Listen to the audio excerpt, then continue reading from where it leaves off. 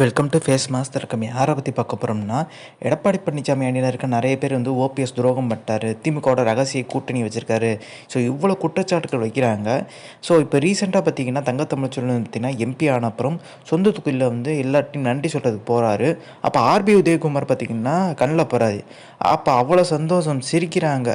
So DD Dinakaran தோக்கடிச்சல அங்கே திமுகவும் அதிமுகவும் பார்ட்னர்ஷிப் போட்டாங்களோன்ற மாதிரி பார்த்தீங்கன்னா இப்போ பேச்சுக்கு போயிட்டுருக்கு. டிடி தினகரன் இந்த அளவுக்கு வாக்கு வாங்கினதே பெரிய விஷயம்.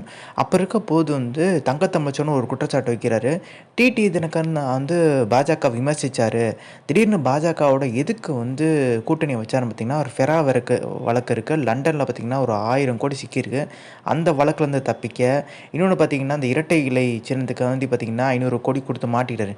அந்த 2 வழக்கு பார்த்தீங்கன்னா நெருக்கடி கொடுத்தனால தான் பார்த்தீங்கன்னா டிடி தினகரன் வந்து பாஜகவோட கூட்டணி வச்சுக்கிட்டார்ன்ற மாதிரி ஒரு பேச்சுக்கு போயிட்டுருக்கு. இன்னொரு விஷயம் என்ன பார்த்தீங்கன்னா, எடப்பாடி வந்து உதயகுமாரை வச்சு சசிகலா அட்டாக் பண்ணி பார்த்தாரு. பட் அதெல்லாம் ஒன்றுமே பண்ண முடியாது. தென் மாவட்டங்களில் நுழைஞ்சுட்டாங்க. சசிகலா சுற்றுப்பயணம் மேற்கொண்டுட்டாங்க. அவ்வளோ வரவேற்பு. இதுக்கு முன்னாடி பார்த்திங்கன்னா ஒரு எல்லாருக்கும் அதிமுகவோட படிவம் கொடுத்துருந்தாங்க.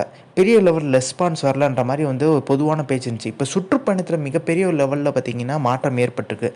ஒரு வட்டச் செயலாளர் பார்த்திங்கன்னா உதயகுமாரே எதிர்த்து பார்த்திங்கன்னா பேச ஆரம்பிச்சிட்டாரு. என்ன சொல்லியிருக்காருன்னா, அந்த ஒன்றிணைந்த அதிமுக உருவாக்குறதுக்கு பார்த்திங்கன்னா ஒரு சில மாங்காய் மடையன்கள் பார்த்திங்கன்னா தயங்குறாங்க. இதுக்கு முக்கியமான காரணம் என்ன பார்த்திங்கன்னா, ஒன்றிணைந்த அதிமுக உருவாக்குனா தான் வந்து அதிமுக ஜெயிக்குன்றது அவங்களுக்கு தெரியவே இல்லை. ஸோ இதுவும் மதுரையில் தான் நடந்திருக்கு. ஸோ மதுரையில் இந்த மாதிரி பேட்டி கொடுத்தோன்னா அவர் என்ன சொல்கிறாரு, வரிசையாக எல்லாருமே கொடுப்பாங்க. ஒரு சில சுயநலத்துக்காண்டி பார்த்திங்கன்னா வேலை செஞ்சிட்ருக்காங்க. இப்போ உதயகுமார் பார்த்திங்கன்னா ஒன்றிணைந்த அதிமுக உருவாக்குறதுல அவருக்கு எந்த ஒரு தயக்கம் இருக்கான்னு கேட்டிங்கன்னா தயக்கம் இருக்குது. ஏன் பார்த்திங்கன்னா இப்போ எதிர்க்கட்சி துணைத் தலைவர் பதவி போயிடும். திருப்பியும் ஓபிஎஸோட ஆதிக்கம் தென் மாவட்டங்களில் வந்துடும். சசிகலாவுக்கு ஜால்ரா போட்டவர் தான் இந்த உதயகுமார். 2017 பார்த்துருந்தீங்கன்னா சின்னமாக தான் போச்சுனா வரணுன்ற மாதிரி உருகி பேசியிருப்பார். இப்போ திடீர்னு பார்த்தீங்கன்னா எடப்பாடி பழனிசாமி தான் போய்ச்சலான்னு சொல்லுவார். இப்போ உதயகுமார் எப்படி நன்றியோடு பார்த்தீங்கன்னா எடப்பாடி பழனிசாமிக்கு வேலை செஞ்சாலுமே ஒரு நாளைக்கு திருப்பியும் சசிகலா பக்கம் வரதுக்கான வாய்ப்பு இருக்குது. இப்போ வேலுமணி போன்றவங்க பார்த்தீங்கன்னா மிகப்பெரிய லெவலில் ஒருத்தவங்க நம்பி இல்லை. வேலுமணி நினச்சா தனியாக அவரே ஜெயிக்கலாம். ஸோ அப்படி இருக்க ஒரு சூழ்நிலை வேலுமணி வந்து கொங்கு மண்டலத்தில் மிகப்பெரிய செல்வாக்காக இருக்கார். எடப்பாடி பழனிசாமியோட அதிக செல்வாக்கில் உள்ள ஒரு நபர்னு பார்த்தீங்கன்னா வேலுமணி, செங்கோட்டையன், தங்கமணி போன்றவங்க. ஸோ இவங்கெல்லாம் பார்த்தீங்கன்னா அமைதியாகவே இருக்கிறதுக்கு நீங்கள் பார்த்தீங்கன்னா நீங்கள் எடப்பாடி பழனிசாமிக்கு சப்போர்ட் பண்ணுற மாதிரி தான் இருக்கும். எடப்பாடி பழனிசாமி இப்போது சொல்கிற நியூஸ்லாம் யாருமே போகிறதில்லன்ற மாதிரி வந்து பேசுவாங்க. ஆனால் உண்மை அது கிடையாது. நிலவரம் எடப்பாடி பழனிசாமி கிட்ட நிறைய தடவை சொல்லி பார்த்துட்டாங்க, சசிகலா ஓபிஎஸை இணைச்சிக்கோங்க, பாஜகவோட கூட்டணி வைங்கன்னு சொல்லிட்டு. ஸோ அதெல்லாம் பண்ணவே இல்லை. ஸோ தேர்தல் முடிஞ்ச அப்புறம் இந்த தோல்விக்கு அப்புறமாச்சு பார்த்திங்கன்னா எடப்பாடி பழனிசாமி உணர்வாரான்னு சொல்லிட்டு திருப்பியும் பேசி பார்த்தாங்க ஒரு 6 முன்னாள் அமைச்சர்கள்.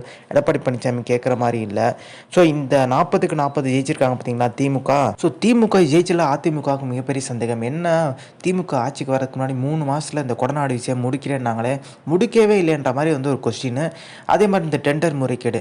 ஸோ டீலிங் பேசி முடிச்சிட்டாங்கன்ற பொதுவான பேச்சு இருக்குது. மித்தூனும் பார்த்தீங்கன்னா உதயநிதி ஸ்டாலின் பேசி முடிச்சிட்டாங்கன்ற மாதிரி ஒரு பொதுவான பேச்சு இருக்குது.